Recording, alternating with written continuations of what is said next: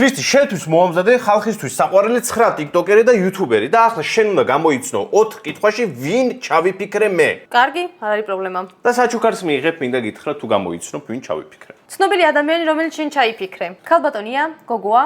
ცნობილი ადამიანი, რომელიც მე ჩავიფიქრე, სამწუხაროდ გოგო არ არის ქრისტი. გამოვრიცხე თიკა, ლიკა და ზიზი. კი ბატონო. და დაგვრჩა 6 ცნობილი ადამიანი ქრისტი. ნუ ან ადამიანი, ან სერიალი, ან გუნდი, ან რაღაცა ეგეთი მოკლედ. რა მითხარი, რამდენი კითხვა გაქვს? 4 და 1 გამოიყენე. რა შენ ჩაიფიქრე? ეგ სერიალია? ვინც არ არის სერიალი.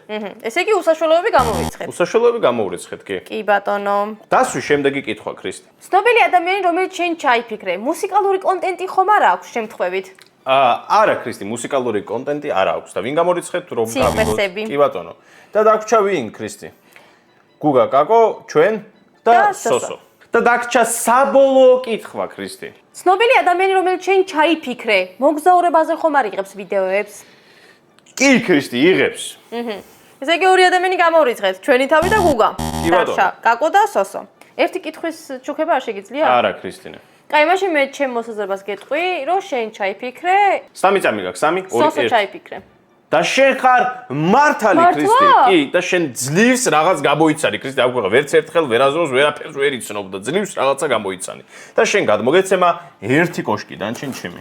რატომ? მე არ გამოვიცანი? ერთი რო შენი იყოს და სამი ჩემი, ეგრე არ შეიძლება? არა, ეგრე არ შეიძლება. ჩემი თამაში, ჩემი წესებია.